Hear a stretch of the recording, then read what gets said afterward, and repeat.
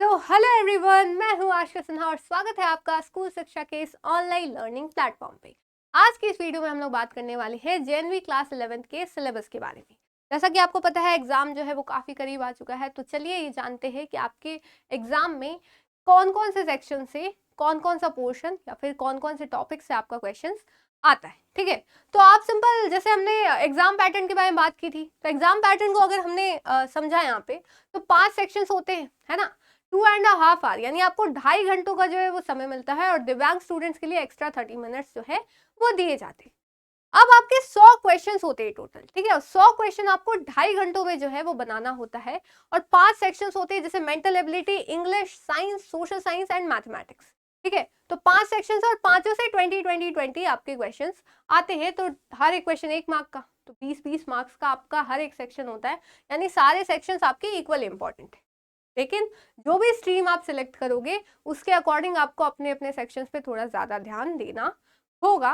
तो उस पर बाद में बात करेंगे जब हम लोग स्ट्रीम सिलेक्शन क्राइटेरिया के बारे में बात करेंगे। फिलहाल हम देखें तो आपको अप्रोक्सीमेट 30-30 मिनट मिलते हैं, 2.5 घंटों का समय मिलता है, 100 क्वेश्चन होते हैं, ठीक है, 100 मार्क के ऑफकोर्स। तो अब हम लोग यहाँ देखते हैं कि अब हर एक सेक्शन से, ठीक है, कौन कौन से टॉपिक से क्वेश्चन आता है। जैसे मेंटल एबिलिटी से कौन से टॉपिक से आता है, इंग्लिश से क्या आता है, साइंस से क्या आता है, सोशल साइंस से क्या आता है। तो सिंपल अगर बात करें मेंटल एबिलिटी, ठीक है, मेंटल एबिलिटी की अगर बात करते हैं तो वही जो आपके रीजनिंग वाला पार्ट होता है ना, खासकर जो वर्बल वाला पार्ट होता है, जैसे पैटर्न कंप्लीट करने दे देगा, फिगर सीरीज दे देगा, ज्योमेट्रिकल फिगर से आपके क्वेश्चंस आते हैं, मिरर इमेज वाले आते हैं, ठीक है, स्क्वायर सर्कल, ये सब जो ज्योमेट्रिकल फिगर के कंप्लीशन होते हैं ना, कि आपके अलग अलग फिगर होंगे कि इसके बाद कौन सा आएगा, तो उसका पैटर्न चेंज होते रहता है, वो आपको देखना होता है कि कौन सा पैटर्न बन रहा है। ठीक है, फिर आते हैं पंच होल पैटर्न वाले क्वेश्चन आते हैं, ठीक है, कैलेंडर, टाइम एंड क्लॉक से आता है, कोडिंग डिकोडिंग आता है, डायरेक्शन से क्वेश्चन आते हैं, स्पेस विजुअलाइजेशन। तो इन सब से क्वेश्चन आते हैं, जो आपका जो बेसिक रीजनिंग है उससे आपको क्वेश्चंस बनते हैं। तो ये 10 टॉपिक है जिससे जनरली क्वेश्चंस पूछे जाते हैं। अब इंग्लिश की बात करते हैं। इंग्लिश की बात करें तो आपका जो ग्रामर वाला पोर्शन है या वोकैब वाला, तो वो आप जान सकते हैं। जैसे रीडिंग कॉम्प्रिहेंशन इसमें एक इंपॉर्टेंट रोल निभाता है, क्योंकि आपके उससे ज्यादा क्वेश्चंस बन जाते हैं। फिर आते हैं 10 से क्वेश्चन आता है, जैसे मॉडल्स हो गया, सब्जेक्ट हो गया, सब्जेक्ट वर्ब कॉनकॉर्ड या फिर सब्जेक्ट वर्ब एग्रीमेंट जिसको कहते हैं, है ना, जिसका सिंपल रूल होता है singular subject singular verb, plural subject plural verb. लेकिन इसी के अंदर इतने सारे आपके रूल्स होते हैं, तो बहुत ज्यादा रूल्स है, तो वो क्वेश्चन आते हैं। रिपोर्टेड स्पीच या फिर आप नरेशन जिसको कहते हैं, कि डायरेक्ट स्पीच से इनडायरेक्ट करना, इनडायरेक्ट से डायरेक्ट करना, तो इसके आपके क्वेश्चंस पूछे जाते हैं। ठीक है, फिर आते हैं मैथ्स पे। तो मैथ्स की बात करें तो आपका जो क्लास 10th का लेवल है उसी से क्वेश्चंस आते हैं, जो आपका प्योर क्लास 10th का सिलेबस है उससे आपको क्वेश्चंस आते हैं। तो वही सारे चैप्टर है, जैसे real number, polynomials, linear equations इन 2 वेरिएबल्स, ठीक है, quadratic equations, arithmetic progression, coordinate geometry, triangle, circle, तो वही सारे ऐसे आपके क्वेश्चंस बनते हैं। ट्रिग्नोमेट्री से, ट्रिग्नोमेट्रिक आइडेंटिटी से, और उसी का जो एप्लीकेशन है that is height and distance, वो आता है। Areas related to circle, circle का जो एरिया वाला पार्ट है, surface areas and volume, statistics और प्रोबेबिलिटी, तो इससे आपके क्वेश्चन बनते हैं।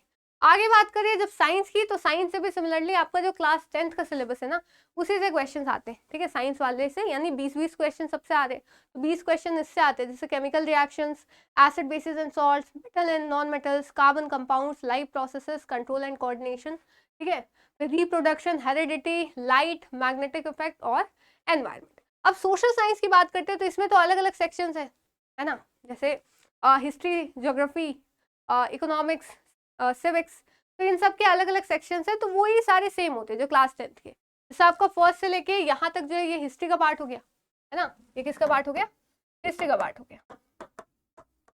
फिर आगे बात करते हैं, ये आपका ज्योग्राफी वाला पार्ट हो गया,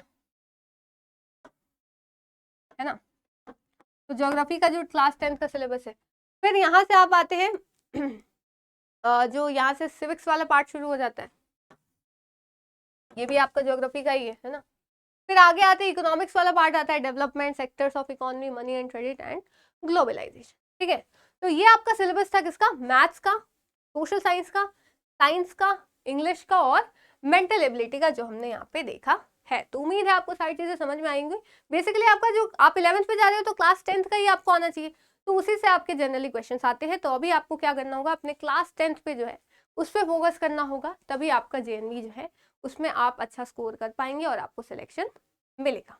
ठीक है, तो अब इसके बाद हम लोग बात करने वाले स्ट्रीम सिलेक्शन पे कि 5 सेक्शंस तो है, लेकिन आपको स्ट्रीम जो अभी आपको चुननी है, जो 3 होती हैं, आर्ट्स, कॉमर्स एंड साइंस, तो उनमें से आपको कौन सा स्ट्रीम लेना है वो उस पर डिपेंड करेगा। ठीक है, तो हम मिलते हैं नेक्स्ट वीडियो में। तब तक के लिए स्कूल शिक्षा चैनल को जरूर से जरूर सब्सक्राइब कर ले ताकि आगे आने वाली अपडेट्स आपको मिलती रहे। तो मिलते हैं नेक्स्ट वीडियो में, तब तक के लिए thank you so much and bye bye.